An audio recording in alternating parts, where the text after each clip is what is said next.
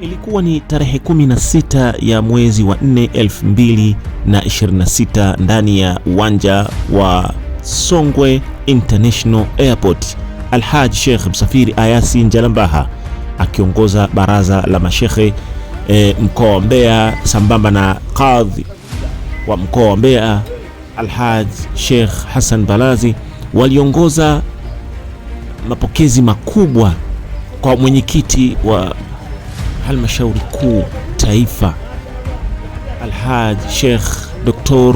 Hamisi Mataka ambaye aliitembelea Mbeya na kufanya mikutano mingi katika kazi kubwa ya dini tukufu ya Kiislamu. Alhaj Dr. alianza kutembelea katika ofisi ya baraza la BAKWATA mkoa wa Mbeya, ofisi ndogo ambayo ofisi hiyo alipata kusaini kitabu cha wageni, lakini si kusaini tu, alipata kuomba dua pia kupitia ofisi hiyo kwa mashekhe na kuwaombea waendelee kufanya kazi njema watu wa Mbeya wakiongozwa na Shekhe Msafiri Ayasi Njalambaha. Lakini pia mwenyekiti wa halmashauri kuu taifa Dr. Sheikh Hamisi Mataka alikuwa na haya ya kusema. Shukran Sheikh. A'udhu billahi minash shaitani rajim. Bismillahir rahmanir rahim. Alhamdulillahi rabbil alamin.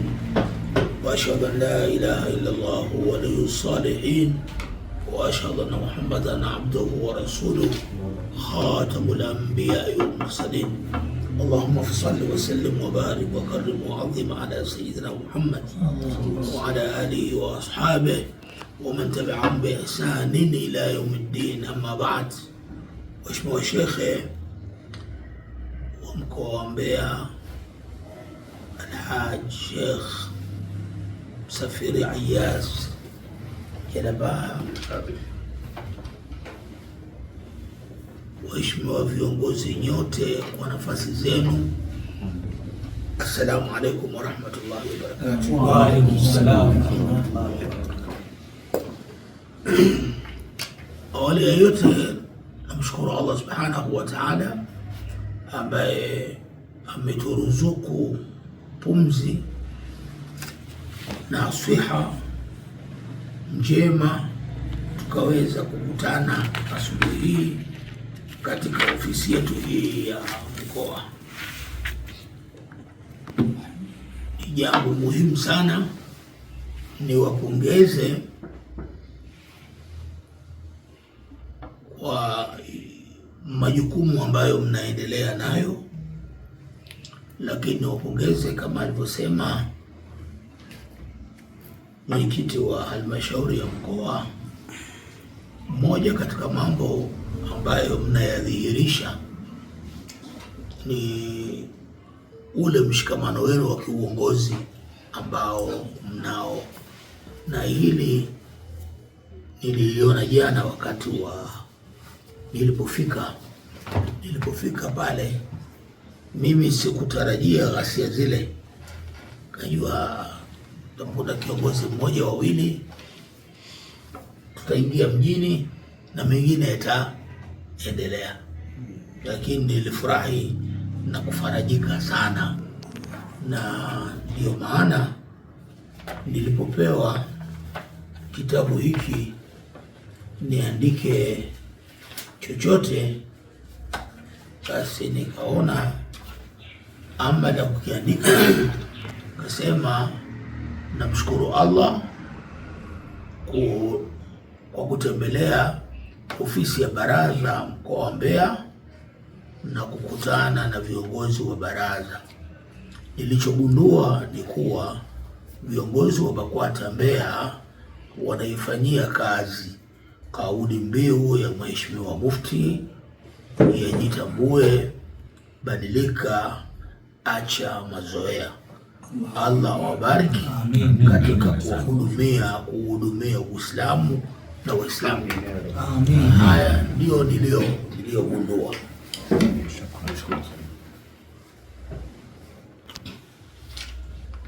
Cha kujifunza katika BAKWATA BAKWATA ina katiba, lakini BAKWATA ina kilicho juu ya katiba.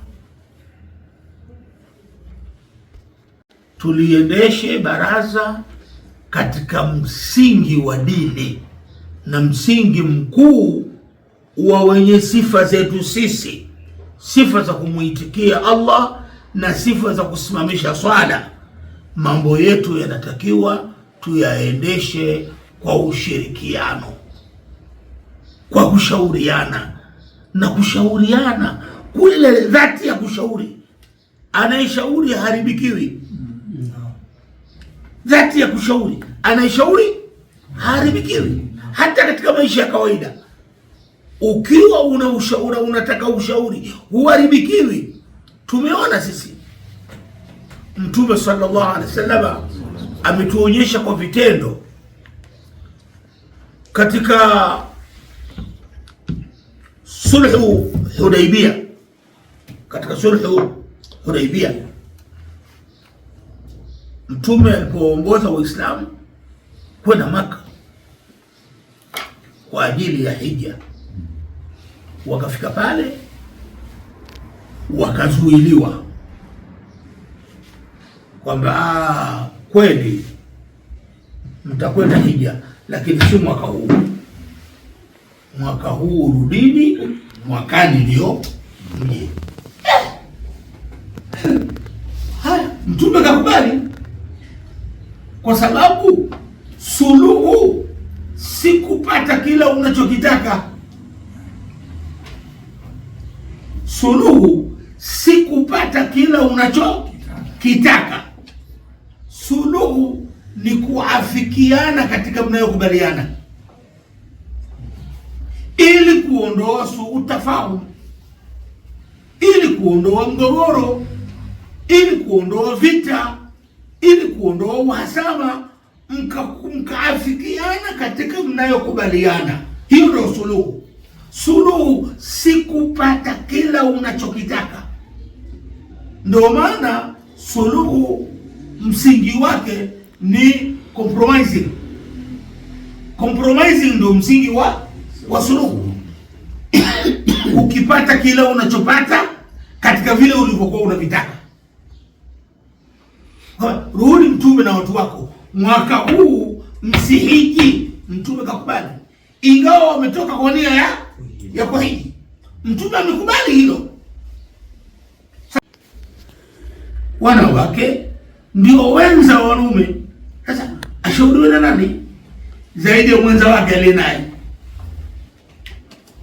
Kwa vile ikhtisari kwamba ili tuliendeshe vyema baraza katika utekelezaji wa majukumu yetu, tutekeleze Kiislamu. Na kutekeleza Kiislamu ni kuivaa sifa ya Waislamu aliyotuelekeza nayo Allah katika suratu Shura aya 38, wa amruhum shura bainahum. Wassalamu alaikum. Jamani, tufanye tahallul, jambo limeisha.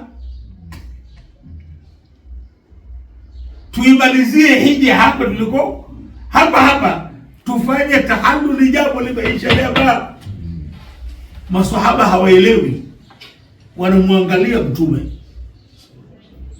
walikuwa wanafikiria nyingine kabisa, kwamba midamu wametukataza tutaingia kwa nguvu. Kule kutukataza ndio mwanzo wa vita. Kumbe kutukataza ndio mwanzo wa sulhu. Mkinyimwa mnachokitaka, maana yake ni kengele ya kukubaliana, mfikie maamuzi ya kukubaliana. Kunyimwa maana yake sio funguo ya vita. Na hivi ndivyo alivyotufutia Mtume. Kanyimwa kuhiji mwaka ule, lakini haukuwa ufunguo wa vita. Kule kunyimwa ndio ufunguo wa kukubaliana. Tumekubaliana. Jamani, tufanyeni tahallul. Hii hija mwaka huu hamna hapa, ilisha. Maswahaba wanamwangalia. Anasema, sasa Mtume wa Mungu amesema na maswahaba wamegoma, hawataki kutekeleza, unadhania nini kingetokea? Maasiyatu rasul, kumasi mtume, nini kingetokea? Hali ingekuwa mbaya sana. Ua la waridi linaitwa waridi, wewe ukaamka asubuhi ukaliita yule mavimavi, umeamua wewe kuita mavimavi. Mavimavi ni mti ambao au mmea ambao sifa yake kuu ni kunuka vibaya. Kwa hivyo mavimavi sifa yake hasa ya kuutambulisha ni kule kunuka kwake vibaya. Sasa jina hili ukalivika kwenye waridi, waridi nao ukaita ni mavimavi ule waridi. Waridi utaendelea kunukia vile vile uzuri tu, wala ili jina waridi halitahangaika na jina ulolipa. Liite utakapoliita, lakini lenyewe sifa yake ni kunukia na litaendelea. Takbir. Allah. Wala aksu kadhalik, kinyume chake ni kwamba kama utaamua mavimavi uupe sifa ya waridi, waridi hili, lakini ni mavimavi utaendelea kuruka vibaya, wala lile jina la waridi halitaleta harufu nzuri kwenye ule mavimavi. Usihangaika na jina, hangaika na sifa. Usitafuta kumtambua mtu kwa jina, mtambue mtu kwa sifa. Uongozwe kwa mujibu wa ile katiba. Lakini BAKWATA yenyewe kwa mujibu wa katiba yake kuna kitu imekiweka juu ya ile katiba. Mimi katiba unaniona, lakini mimi mwenyewe niko chini ya huyu. Kwa hivyo kiusuli, kwa kuwa yeye amekiri kuwa chini wa yule, basi yule ndo mkubwa. Kwa hivyo wanapokutana huyu na yule, maagizo yao yakigongana, unachukua maagizo ya mkubwa. Hiyo ndio usuli. Maagizo yakigongana, unachukua maagizo ya mkubwa. Sasa katiba ya BAKWATA yenyewe imetangaza kwamba mkubwa wake ni Qur'an na Sunna. Katiba ya BAKWATA imetangaza kuwa mkubwa wake ni Qur'an na Sunna. Kwa hivyo unapoitekeleza katiba ya BAKWATA inatakiwa uichunge Qur'ani na Sunna, kwa sababu Qur'ani na Sunna sasa hapo inakuwa ndiyo kipimo cha utekelezaji wa katiba ya BAKWATA, kwa kuwa katiba yenyewe inasema ukienda kinyume na Qur'ani na Sunna, katiba yenyewe inakukataa. Miongoni mwa mambo ya kuikosea katiba ni kwenda kinyume na Qur'ani na Sunna, na miongoni mwa sababu za kukosa sifa ya uongozi ni kwenda kinyume cha Qur'ani na Sunna, kwa sababu katiba yenyewe imeweka Qur'ani na Sunna kuwa iko juu. Mmoja wa wake zake aliyemwita Mtume, ya Rasulullah, njoo. Mtume akaenda kumsikiliza mkewe anasemaje katika jambo la utawala. Mkewe akamwambia, ya Rasulullah, umewaambia lakini hakuna anayetekeleza. Usiendelee kusema. Mchukue kinyozi wako, toka pale, anza kunyoa. Mchukue kinyozi wako, toka pale, anza kunyoa. Anza kufanya ile tahalluli, ianze wewe. Ndio ushauri aliotoa huyu mama radhiallahu anha. Mtume akamchukua kinyozi wake akatoka akanyoa, kila sahaba naye akawa ananyoa. Baada ya Mtume kuanza kunyoa, kila sahaba akawa ananyoa na jambo likaisha. Wa amruhum shura bainahum. Kwa hivyo inawezekana kabisa kusema kumbe kuomba ushauri kwa mkeo ni sunna pia, maana kafanya Mtume. Mtume kachukua ushauri wa mkewe. Watu wa mjini wa sasa, mkewe ndo anamshauri. Sasa si ndio sunna, wewe hujui tu. Sawa. Kashauriwa na mkewe, ndio sawa sawa. Ashauriwe na nani sasa?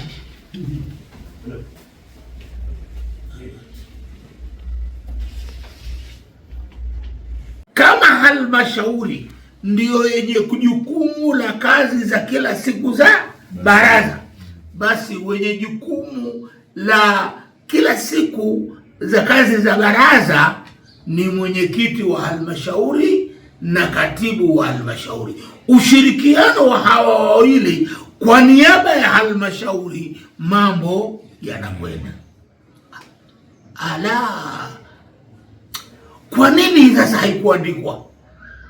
Imeandikwa, wewe tu hujaiona. Imeandikwa wapi? Ndani ya katiba. Ndani ya katiba bwana, katiba tunaisoma wote na imeandikwa Kiswahili. Hili limeandikwa wapi bwana? Umesahau kwamba katiba hii inaegemewa kwenye Qur'ani na Sunna, ndio ulichosahau tu. Sasa ili ujue kwamba imeandikwa, nenda katika suratu Shura aya ya 38, ndio utajua kwamba imeandikwa. Sasa ukienda kwenye suratu Shura aya ya 38, walladhina stajabu lirabbihim wa aqamu ssalata wa amruhum shura bainahum. Suratu Shura aya 38, walladhina stajabu lirabbihim, walimuitikia Mola wao ni nani hao? Maana wametajwa hapa kwa sifa, walladhina stajabu lirabbihim, na wale ambao muitikia Mola wao ni akina nani? Kama huwajui, wa aqamu sala, na wakasimamisha swala. Ni nani hao wanaosimamisha swala? Hawa ndio waumini, hawa ndio Waislamu.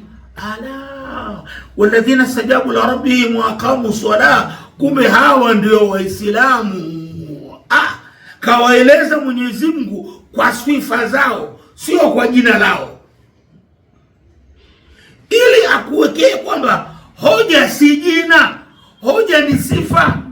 Ukitaka kumtambua mtu, mtambue kwa sifa zake, usihangaike na jina lake, kwa sababu jina ni utambulisho tu, lakini si lazima lile jina liwakilishe sifa. Jina ni utambulisho, lakini si lazima jina liwakilishe sifa. Kwa sababu umesahau kuwa huyu shekhe ndio mwenyekiti wa mkutano mkuu, na kuwa mwenyekiti wa mkutano mkuu maana yake yeye ndio mwenyekiti wa baraza. Mwenyekiti wa hili baraza ni shekhe, ingawa haikuandikwa popote kwenye katiba.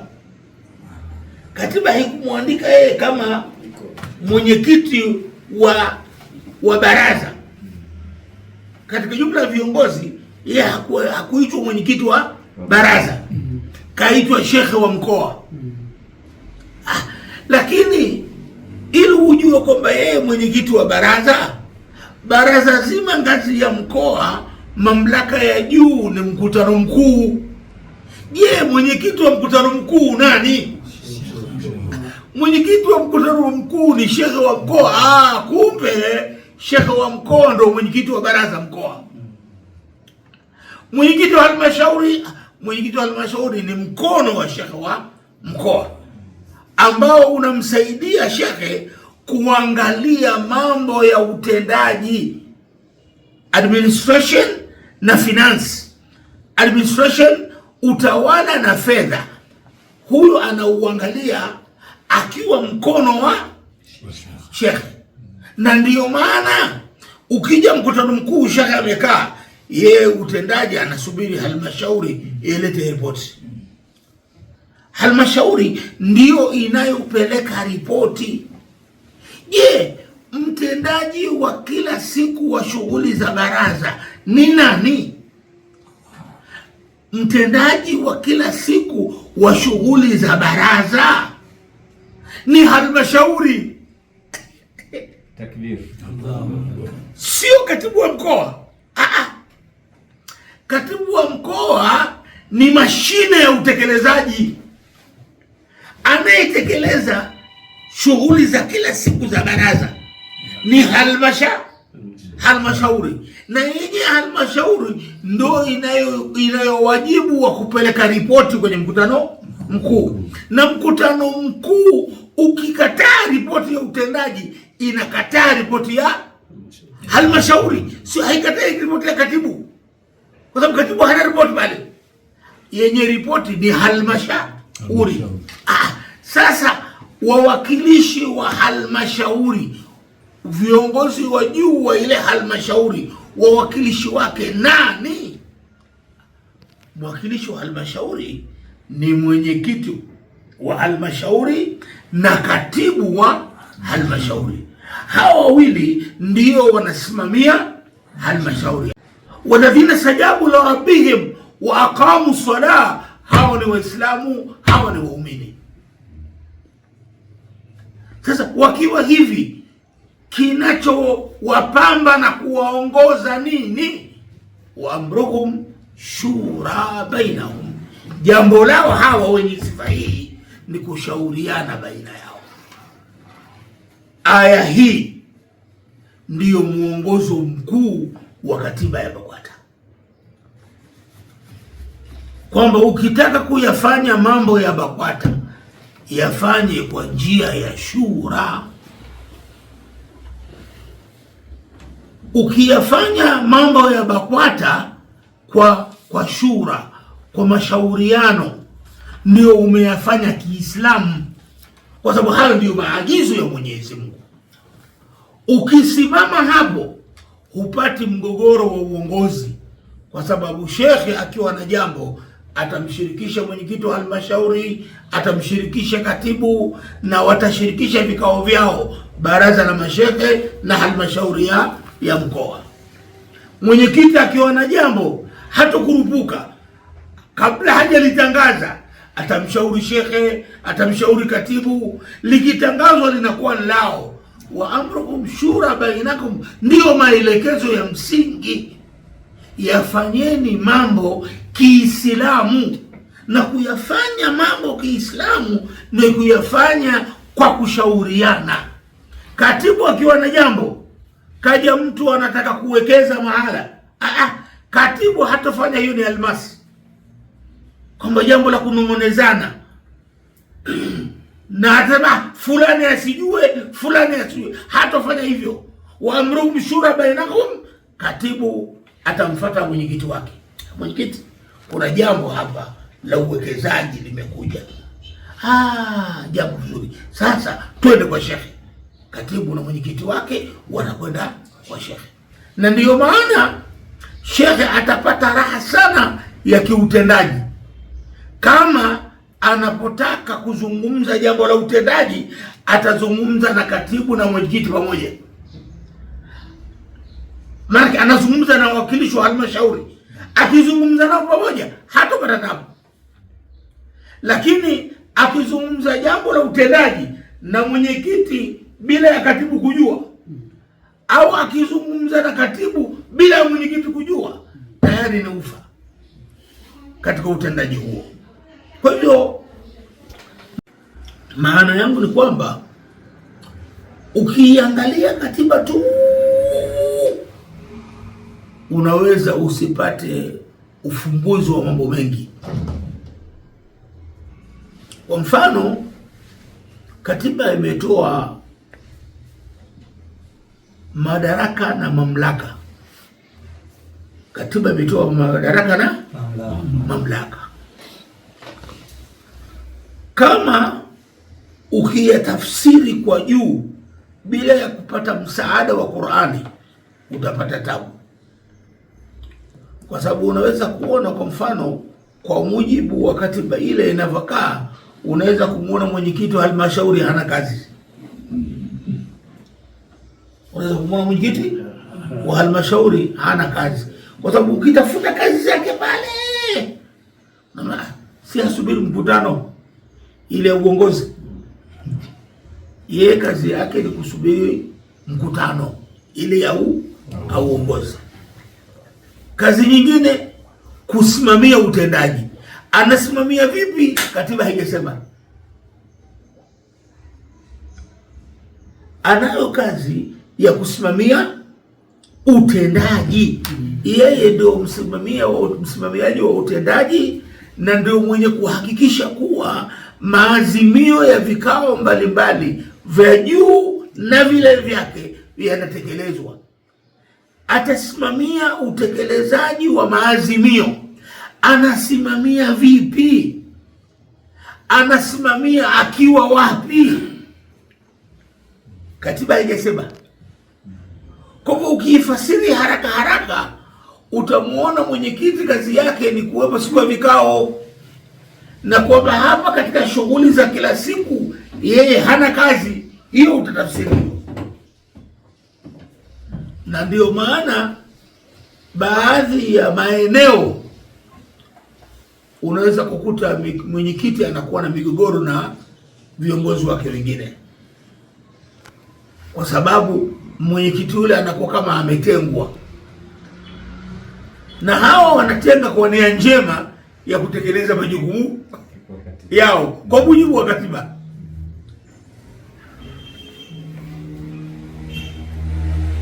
Ukiangalia katiba haraka haraka, unaweza kumuona shekhe yeye ashughulike na dini tu, mengine haya hayamuhusu.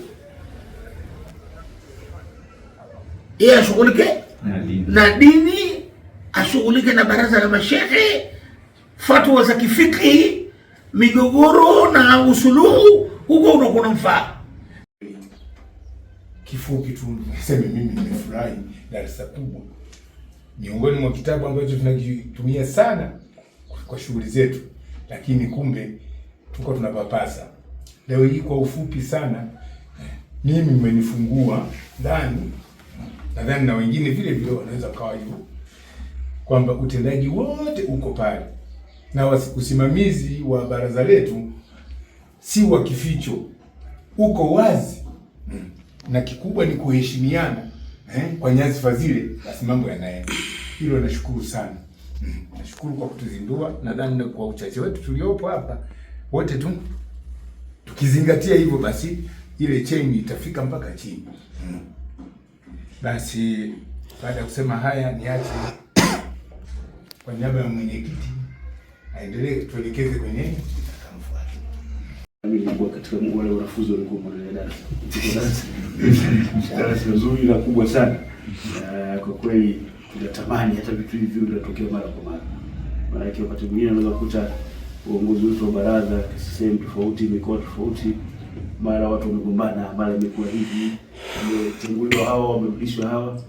Kumbe kuna shida ipo. Shida yenyewe ni ule uweledi au uelewa wa uzuri wa katiba, uelewa mzuri wa namna ya kuongoza. Basi mambo hayo ndio yanakuwa yanatokea sana. Kwa hiyo nadhani pia labda nitoe ombi Mheshimiwa Mwenyekiti kwamba pale inapopatikana fursa kwa viongozi wetu wengine wa juu, wala mara moja kuja kutuweka sawa. Maana hata sisi pia kwa kweli yanayotokea haya, yanatokea migogoro na nini, hata sisi hatufurahishi. Kumbe ni ule Mungu wetu wa mambo tu, jinsi ya kuongoza jahazi, basi ndio yanatokea kutokea. Najua bado upo mpaka kesho, tunaomba Mwenyezi Mungu ajalie pamoja na hili la leo ambalo limekuwa kama ni kutuonjesha tu basi uweze kutuzindua, kutufundisha na kutuelekeza mengi sana inshallah. Na Mwenyezi Mungu akuzidishie. Siku ya pili ya ziara ya mwenyekiti wa halmashauri kuu taifa Mheshimiwa Dr.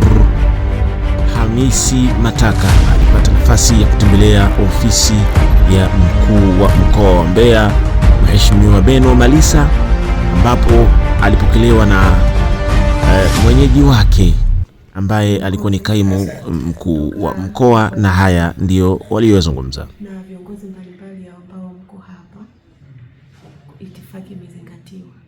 Mimi napenda nitoe tu shukrani kwa ajili ya ujio wenu ambao ni ujio mimi naona una tija kubwa sana, hasa katika kipindi hiki ambacho kumekuwa na hali mbalimbali ambazo zimepita, lakini mkija mkikaa na sisi vijana na ili kundi mlolilenga ni kundi lenyewe ambalo kimsingi linahitaji kupata maadili mbalimbali, hata kama yapo kwenye upande mwingine huu wa kufundishwa huko kwenye familia, lakini kwenye maisha tunayoishi. Lakini tukipata katika uongozi kama huu wa Kikristo, ukiendelea kuliona hili na kulitia nguvu, kwa kweli tuna jambo kubwa sana, na tunategemea kwamba mambo yatakaa vizuri. Mwenyekiti taifa walioko hapa, baadhi yetu tunafahamiana kwa sababu katika matukio mengi ya kiserikali tunakuwa nao. Wanatusaidia sana, yaani hata kwa dharura ikitokea tukiwahitaji wanakuwa. Tunakuwa nao sana. Kwa hiyo kwa hili nina uhakika na hii timu kwamba ni timu ambayo inaleta tija kwenye mkoa wetu. Lakini nguvu iliyopo pia inatupa nguvu pia kwamba mkoa wetu unakuwa sehemu ya mikoa iliyotembelewa. Tunakushukuru kwa ziara yako hii. Kwa hiyo karibu sana. Mkoa wa Mbeya ni mkoa rafiki, una amani ya kutosha na hali ya hewa ni nzuri kama unavyosema. Kwa hiyo karibuni sana. Asante sana. Sina mengi zaidi ya shukrani. Asante sana. Nashukuru sana. Ili kwanza wazungumze, maana kwanza amani itawale, na ndio maana baada ya matatizo yote, kama jambo la kwanza tusitishe kwanza uadui, tusitishe vita, tusitishe mapambano, tukae chini tujadiliane. Kwa hivyo ni dhahiri kuwa amani ndio inayoanza hata haki yako, lakini ni lazima kwanza amani iwepo mbele. Kwa hivyo tunaendelea kuzungumza na vijana juu ya hili kwa nafasi yetu kama viongozi wa dini, kwa sababu tukiwa na amani ndio mengine yote yanaweza. Sisi tunasoma katika kitabu cha Qur'an, Mungu anatupa mfano wa eneo moja au kijiji kimoja, anasema wadharaba Allahu mathalan qarya, Mungu anapiga mfano wa kitongoji, kanat aminatan mutmainna, kilikuwa na amani, kilikuwa na utulivu, yatiha rizquha raghadan min kulli makan. Kwa sababu ya amani na utulivu, riziki, chakula, raha, mambo mbalimbali yalikuwa yanakuja kutoka kila mahali, kwa sababu wana amani na utulivu. Fakafarat bi an'amillah, wakakufuru hawa neema za Mungu, kwa sababu amani pia ndio neema ya Mungu. Kwa hivyo wakakanusha, wakafanya mambo mabaya. Faadhaka Allahu libasa al-ju'i wal khawf, ilipokosekana amani na utulivu likawavaa vazi la njaa na hofu. Kwa hivyo ukikosa amani, basi kinachokuja mbele ni hofu na njaa. Kwa hivyo tunaendelea kuwakumbusha vijana wetu kwamba ni lazima tuendelee kudumisha amani, lakini pia tutambue kwamba haki yako inaishia pale haki ya mwingine inapoanza. Kwa hivyo hakuna kitu cha mipaka, kila kitu kina mipaka. Kwa hivyo tunawashukuru sana na nakushukuru kwa mapokezi haya, lakini tunaamini kwamba viongozi wetu wataendelea kushirikiana na serikali ya mkoa katika kuwahudumia wananchi wa Mbeya, na Mungu awabariki sana. Tumeendelea kudhihirisha kile ambacho tumekuwa tunakielekeza na kukifanyia kazi wakati wote, nao uhusiano mzuri mwema baina ya vyombo vyetu na serikali yetu katika kuwahudumia wananchi. Kwa hiyo nimpate faraja sana kufika, na hongereni sana kwa miundombinu mizuri. Mbeya ya miaka 20 iliyopita sio Mbeya ya leo. Mambo ni mazuri, hongereni. Inaonekana ule msemo wa kazi iendelee, ni kweli inaendelea, kazi inaendelea. Tumekuja Mbeya katika mlolongo wa mikutano ambayo sisi kama viongozi wa dini tumeianzisha kuzungumza na vijana juu ya suala zima la amani na haki. Amani na haki. Tulianza kule Arusha, tukazungumza na vijana kule Arusha, tukaenda Mwanza, tukazungumza na vijana wa Mwanza, na imempendeza Mungu leo kwamba tuko Mbeya ili kuzungumza na vijana wa Mbeya. Tunacho chombo ambacho tunakiita Interfaith Standing Committee on Economic Justice and Integrity of Creation.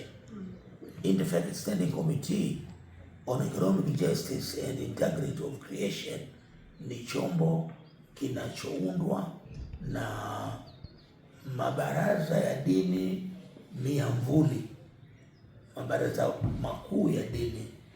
Tuna Baraza la Maaskofu Katoliki Tanzania, tuna Jumuiya ya Kikristo Tanzania yenye makanisa takriban 14, lakini tunalo Baraza Kuu la Waislamu wa Tanzania. Kwa hivyo kamati hii iliona kwamba ni vyema viongozi wa dini wakazungumza na vijana, hasa kutokana na yale ambayo yametokea mwaka wa jana. Ilikuwa leo asubuhi narudia klipu moja tukiwa tunajibu swala la amani na haki, kipi kinachotangulia. Waambia kwamba wanazuoni wengi duniani wamesema kwamba amani inatangulia, kwa sababu amani ndio jamvi la kukaa ili mjadili haki na kuweza kuipanga.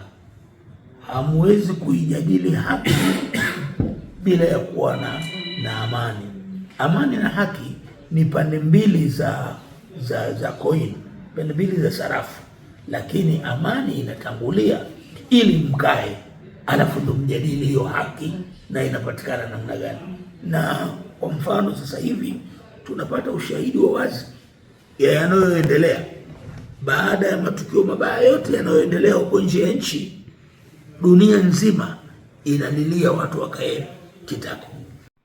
Mpenzi mtazamaji, hayo ndiyo yaliyojiri katika kikao na kaimu mkuu wa mkoa wa Mbeya hapa jijini Mbeya mnamo tarehe 17 ya mwezi wa 4 2026. Sheikh Dr.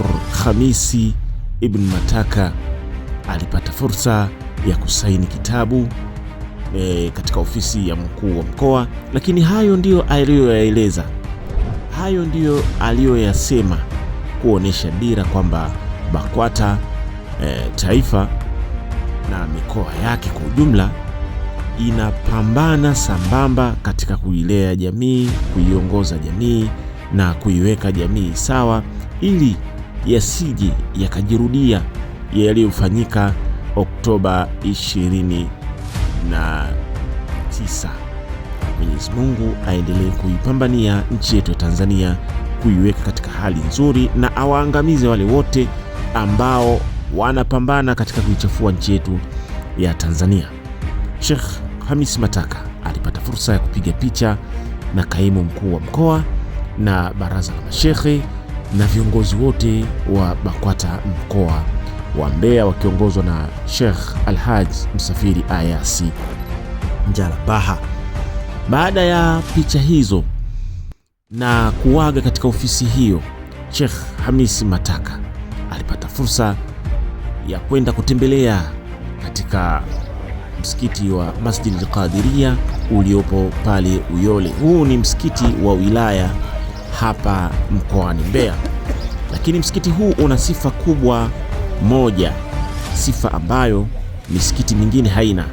Ndio msikiti pekee wenye maduka mengi hapa mkoani Mbeya. Msikiti huu unaongozwa na Sheikh Mahmud Mangula ambaye yuko hapo, lakini ndio msikiti wa wilaya ambao Sheikh Abdullah ibn Yondo, Sheikh wa wilaya ya Mbeya mjini, ana ofisi zake katika maeneo haya na ana ofisi pia mjini kote ana ofisi ambapo anafanya kazi ya kuhudumia msikiti huu, lakini pia kuwahudumia Waislamu wa wilaya ya Mbeya mjini. Msikiti huu unaitwa Masjid al-Qadiria hapa Uyole. Sheikh Hamis Mataka akiongozwa na mwenyeji wake Sheikh Alhaji Dr. Alhaji Msafiri Ayasi Njarambaha walifanya ziara nzuri katika msikiti huu, lakini Sheikh alitoa pia elimu kupitia mazungumzo yake katika msikiti huu, na mashallah watu wa Mbeya walifaidika sana kupitia ziara ya Dr. Sheikh Hamisi ibn Mataka.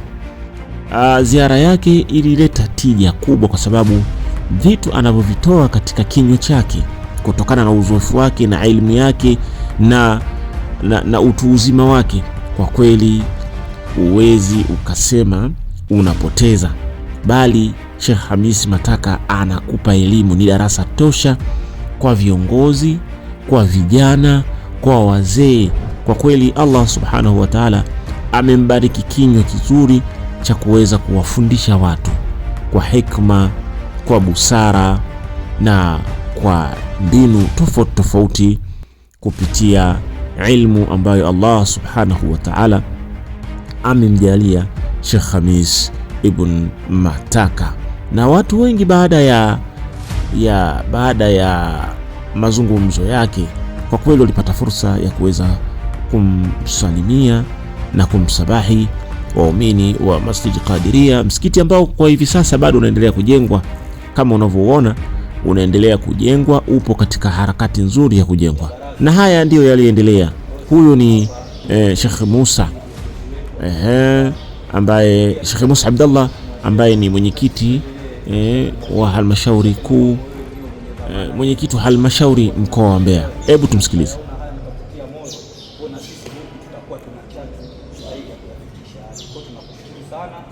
Baada ya kusema haya, mimi nilikuwa muda wa kutoa shukrani. Tunakushukuru sana na Mungu akujalie utakapokuwa unarejea basi ufike salama. Mwenyekiti wa halmashauri kuu BAKWATA Taifa Al-Allama Hafidh Sheikh Hamis Mataka na mwenyekiti wa jumuiya ya Tanzania, katibu wa BAKWATA mkoa Palata, mwenyekiti wa BAKWATA mkoa Abdullah mkoa, Sheikh Sembarazi, katibu wa baraza la mashekhe mkoa, viongozi wetu wa wilaya ya Mbeya jiji, sheikh wetu wa wilaya Sheikh Yondo, mwenyekiti Akadhicho na katibu Alhaji Mambusi, sheikh wetu na kiongozi wetu wa kata Sheikh Maulidi Mangula na imamu msaidizi wa kiungo.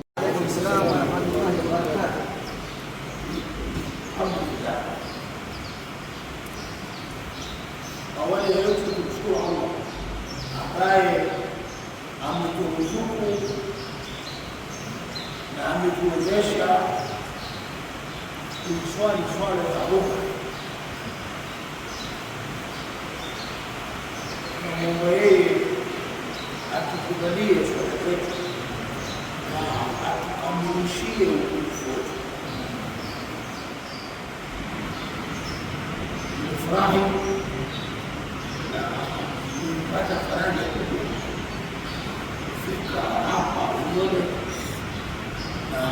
mazingira haya ya kimkakati iliyoyawa Allah warehemu wazee wetu walioweka fikra ya kuwa na ardhi kama hii na mahala kama hapa. Allah warehemu na makundufu. Allah akuwezeshe kutuliza ndoto ya kuwa na siku yao hadi kuwa na eneo la kitega uchumi chenye kulaiki na mahala.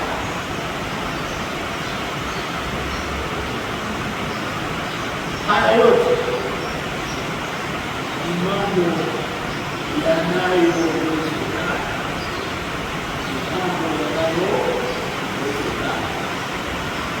kwa sababu yanahitaji kitu kimoja, nguvu ya Uislamu. Haya ili yafanyike yanahitaji nguvu ya Uislamu. Waislamu wakiweka nguvu yao, wakawa wako pamoja, wakawa wana mshikamano, wakawa na utengano, wakajenga nguvu, basi hakuna inaloweza kushindikana kwao. Na hii ndiyo kanuni ya Qur'an. Ukiangalia sura ya 8, sura Al-Anfal aya 48, Allah subhanahu wa ta'ala anatuambia wa atii'u Allah wa rasulahu, wa atii'u Allah wa rasulahu, mtiini Allah na mtiini mjumbe wa Allah. Hili mtiini Allah na mtiini mjumbe wa Allah, maana yake kuweni waumini wa kweli,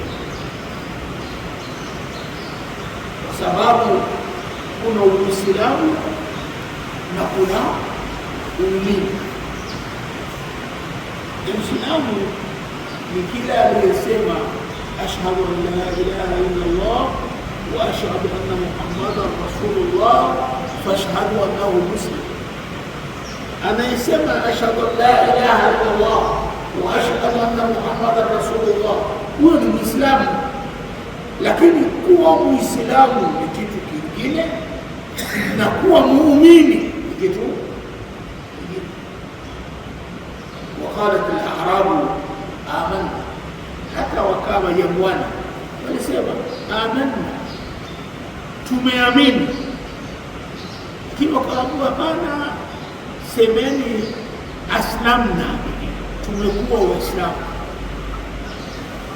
Kwa nini? Kwa sababu walamma yadkhulul imanu fi qulubi, semeni tumekuwa Waislamu kwa sababu si mmetoa shahada, hamjao mimi, kwa kuwa ile imani haijaingia katika nyoyo zenu. Imani inatakiwa iingie ndani ya nyoyo zenu. Sasa imani iliyo ndani ya nyoyo utaionaje? Kama ipo ama haipo? Ili ujue imani ipo katika moyo au haipo, kipimo chake ni taa. Taa ya Allah na taa ya Mtume ndio kipimo chake. Ukimtii Allah na ukimtii Mtume, maana yake nini? Utafanya yanayotakiwa na utaacha yasiyotakiwa, ndio taa. Na ukifanya yanayotakiwa ukaacha yasiyotakiwa, umekuwa na taa. Na ukiwa na taa, maana yake umempenda Allah, kwa sababu mtu yule anayempenda anamtii. Wassalatu wassalamu ala rasulillah Muhammad bin Abdullah sallallahu alaihi wa alihi wasallam. Wa Sheikh kuombea Alhaji Sayyid Ajazi Jalbah, waheshimiwa viongozi wote kwa nafasi zenu. Assalamu alaikum warahmatullahi wabarakatuh. Wa alaykum assalam warahmatullahi wabarakatuh. Ama hakika ina kila sababu ya kuidhihirisha furaha na faraja niliyoipata katika ziara hii, kwa namna ambavyo naitekeleza vyema kauli ya Mheshimiwa Mufti, kauli mbiu itambue, badilika, acha mazoea. Imenidhihirikia kwamba harakati za dini na harakati za ustawi na maendeleo ya Uislamu, fikra ya harakati hiyo Mbeya ipo, na eneo hili ni miongoni mwa shawahidi, miongoni mwa ambayo yanachukua ushahidi wa hilo. Kwa hivyo tuwapongeze kwa fikra hizo, fikra za kufanya huu kuwa ni msikiti wa wilaya, fikra muhimu, lakini fikra ya kuibadilisha hali tulio nayo kutoka kwenye nyasi hadi nyumba ya kisasa ni fikra muhimu. Lakini wapongeze, waombee Mungu, waombee maghfira wazee wetu walioweka fikra ya kuwa na ardhi kama hii katika eneo kama hili. Ni ardhi ya kimkakati ambayo kwa hakika ikitumika vizuri itaondoa changamoto nyingi ambazo zinatukabili katika uendeshaji wa shughuli na maendeleo ya Uislamu.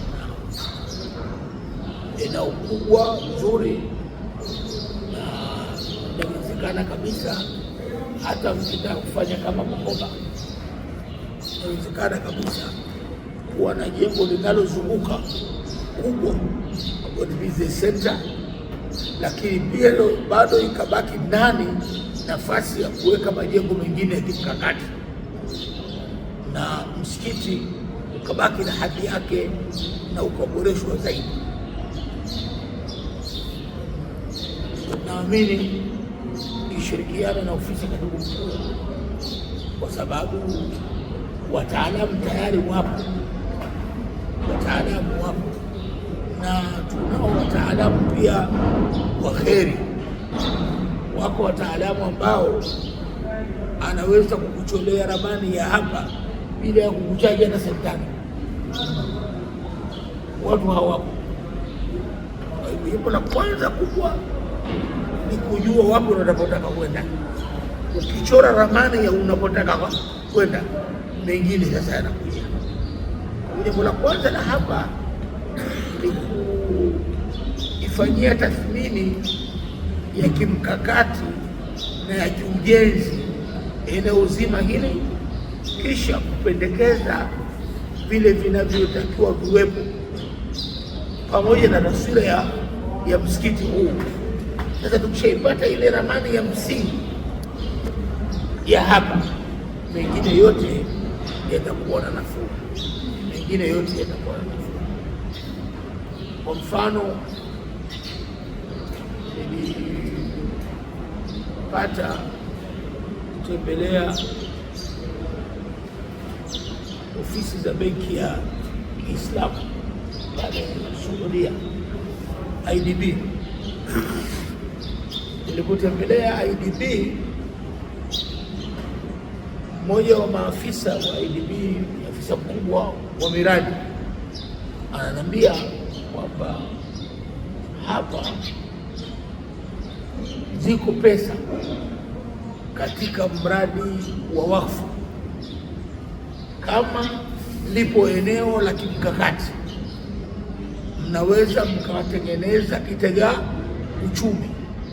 Wakati ule ananiambia tuko tayari kulishughulikia hilo eneo na kulitolea pesa. Sasa hivi ni msikiti wa wilaya na pembeni yake kuna miradi ambayo tumeirithi kuanzia mwaka jana.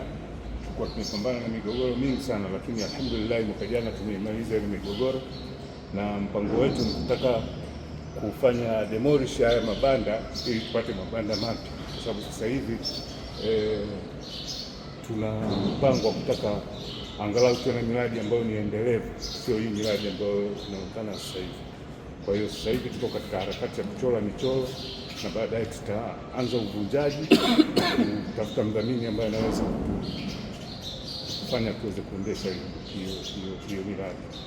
Assalamu alaykum wa rahmatullahi wa barakatuh. Shehe wetu wa mkoa, hadhi, mwenyekiti pamoja na ujumbe wa baraza la mashehe na halmashauri iliyokuwepo hapa, nisema tu kwamba itifaki imezingatia.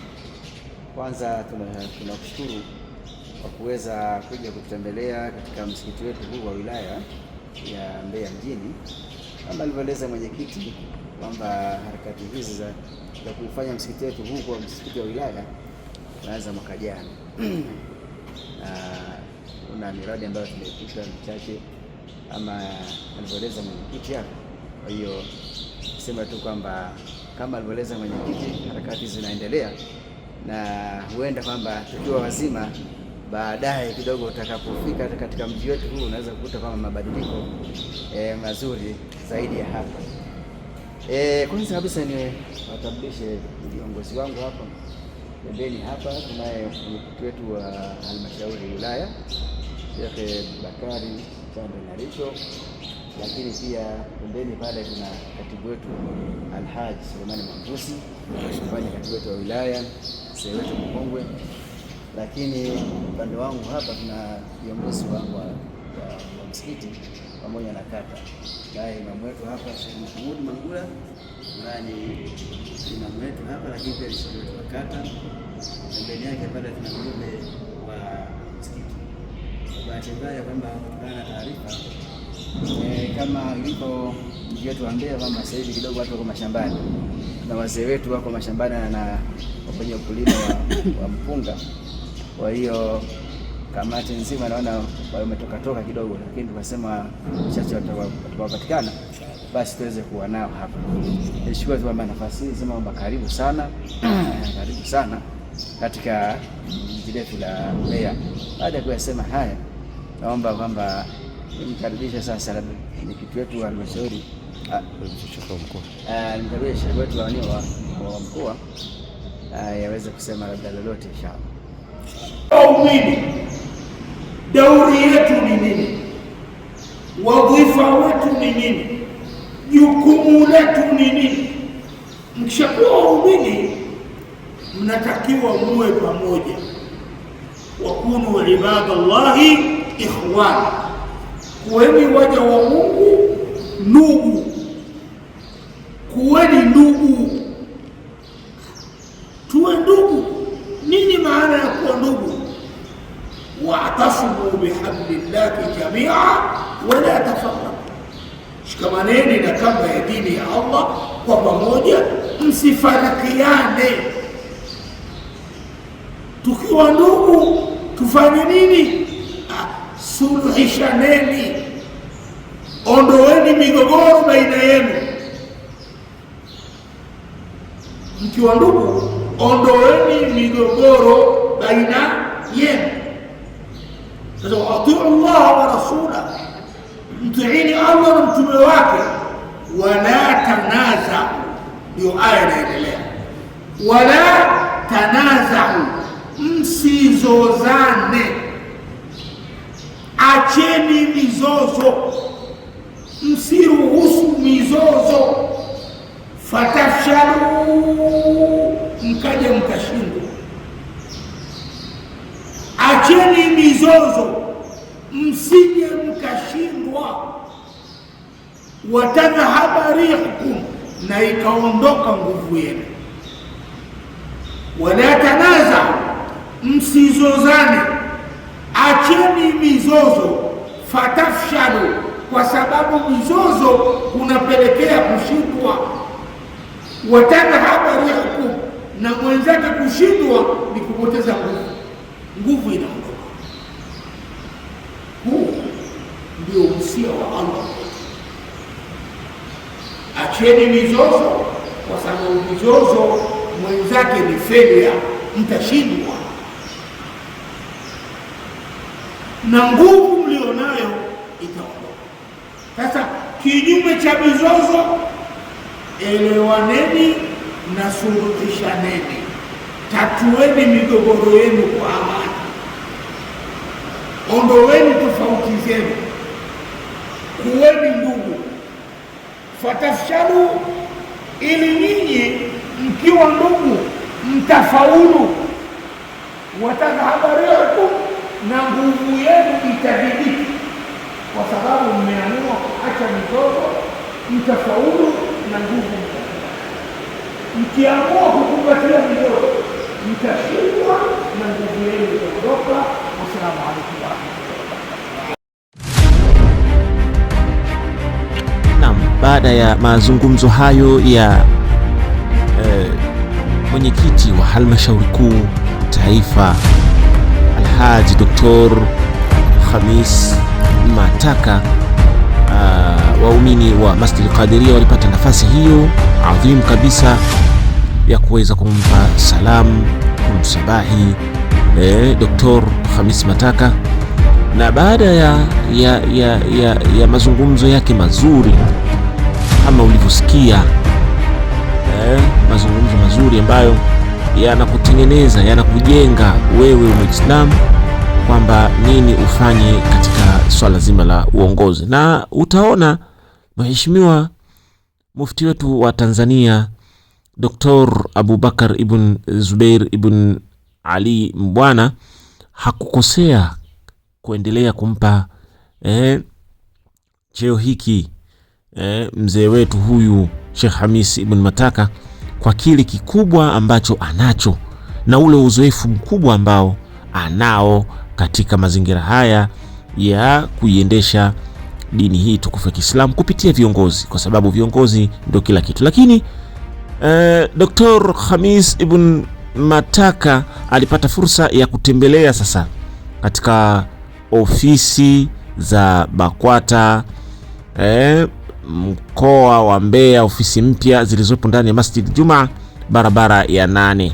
Hapo kama unavyoona, shekhe alipata fursa ya kwenda kutembelea, lakini pia alipata fursa ya kukutana na mashekhe wa kata, mashekhe wa wilaya, lakini pia alipata nafasi ya kukutana na viongozi mbalimbali, makatibu wa wilaya, makatibu wa wilaya ambao walikuwepo katika kupata fursa ya kuweza kumsikiliza semina fupi ambayo aliifanya ndani ya ofisi za mkoa. Hapo Sheikh Mataka anapata kusaini daftari lile la wageni katika ofisi mpya hizi. Hizi ni ofisi mpya ambazo ni juhudi ya Sheikh wetu Dr. Sheikh Msafiri Alhaji Msafiri Ayasi Njalambaha, ambayo alipoingia katika uongozi wake, basi cha kwanza kabisa aliona afanye kitu kizuri ambacho kitafanya kuweza kupata ofisi mpya. Katibu wa mkoa wa Mbeya Sheikh Mtawa Athman Kaparata ana haya ya kusema.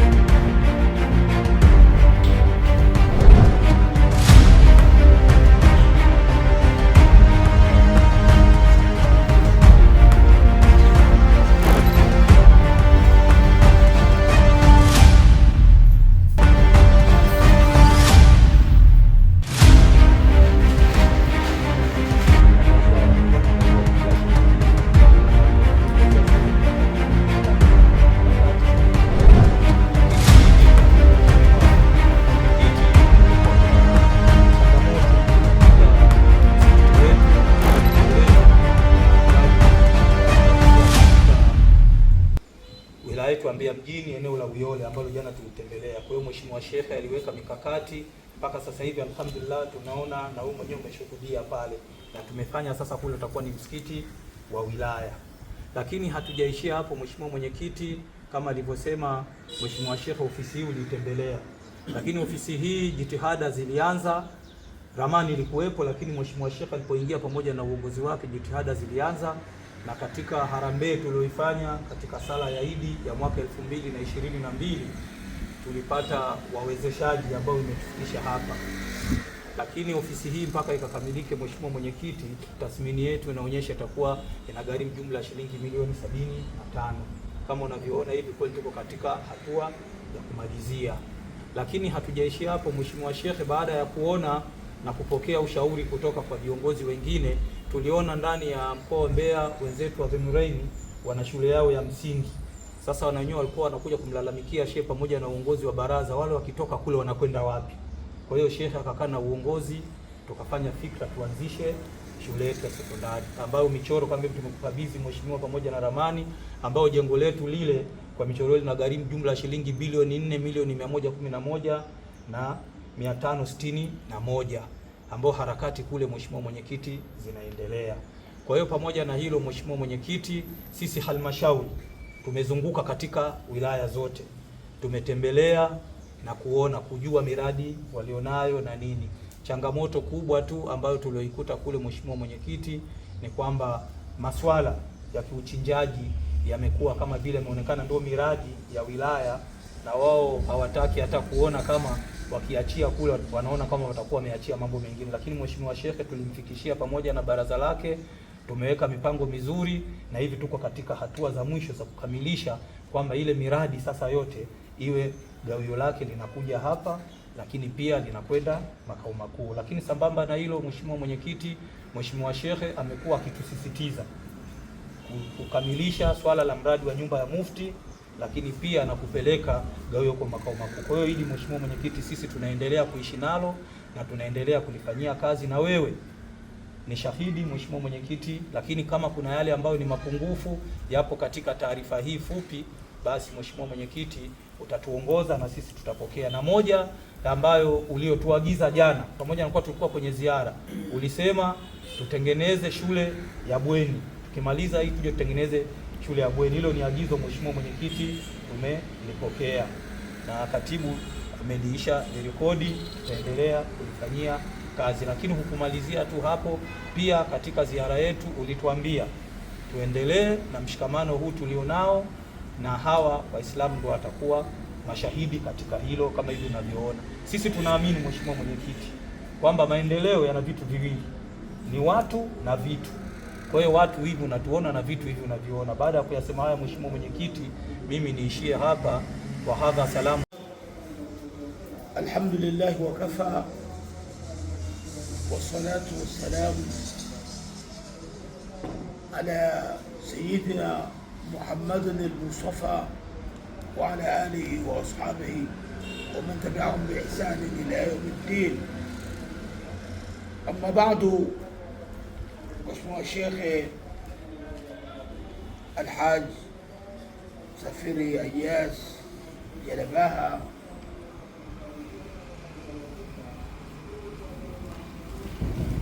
waheshimiwa viongozi wote, kwa mujibu wa itifaki iliyotangulia kutajwa, assalamu alaikum wa rahmatullahi wa barakatuh. Wa alaikum assalam wa rahmatullahi wa barakatuh. Awali ya yote wanasema hakuna neema inayokosa changamoto. Sasa Mbeya umetulia sana, kuna neema ya utulivu wa mazingira tofauti na Dar es Salaam. Sisi Dar es Salaam tunapambana na joto, tunapambana na humidity, rutuba kutoka katika bahari ya Hindi, basi hali yake ni ghasia kubwa. Lakini hapa kuna hali kubwa ya utulivu. kiasi kwamba imenipa usingizi mkubwa mzito.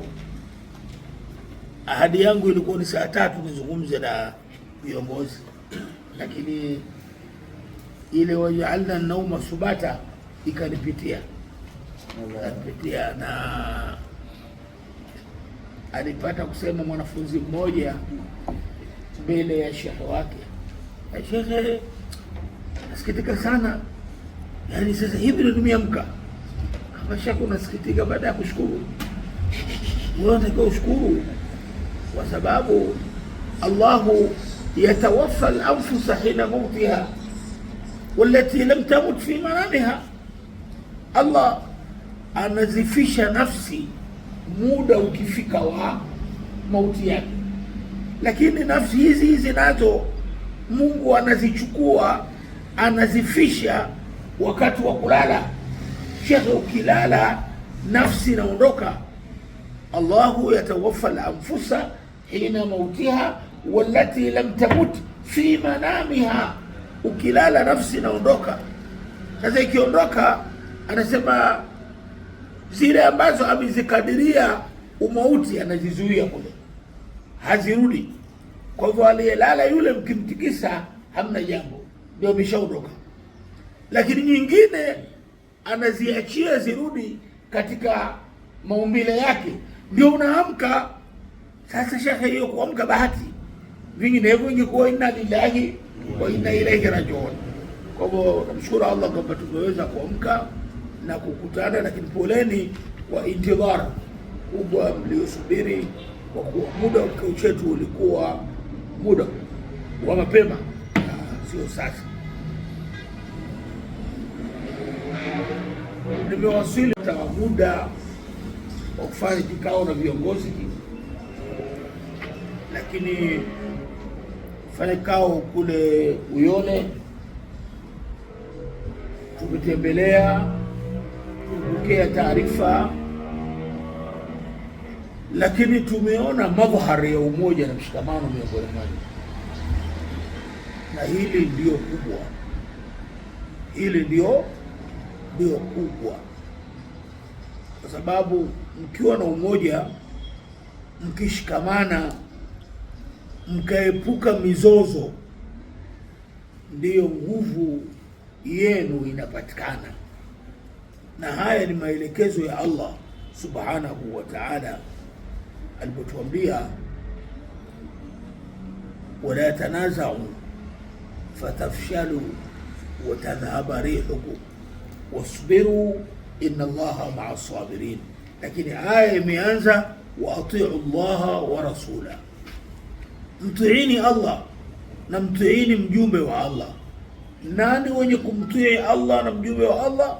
Maana yake Allah anazungumza na waumini, na hao waumini ndio wanaambiwa wala tanazau, msizozane, fatafshalu, mkapelekea kushindwa, watadhhaba rihukum, na ikaondoka nguvu yenu. Kwa hivyo mkizozana mtashindwa na nguvu yenu itaondoka. Qur'ani, maneno ya Allah hayarudi nyuma. Haiwezekani mzozane alafu mpate ushindi na muwe na nguvu, haiwezekani. Qur'ani kauli yake ni haki, inasimama. Mkizozana litakalofuata ni failure, mtakwama katika kila jambo na nguvu yenu itaondoka. Lakini alhamdulillah, tumeona kwa kupongeza na shekhe na uongozi mzima wa Mbeya wa Waislamu kwa namna mlivyoweza kuwa pamoja. Hiyo kwa pamoja, haya yanayopatikana yanaweza kupatikana kwa sababu mmetangulia kujenga nguvu kupitia kuepuka mizozo na kushikamana. Na taarifa ya mwenyekiti ilisema hapa, shekhe alipoingia, jambo la kwanza ilikuwa ni kuadresi migogoro, ili kuondosha migogoro. Na migogoro Waislamu hawatakiwi kuwa na. Kwa hivyo napongeza katika hilo, na Allah awabariki ili muweze kuendelea vizuri katika hilo.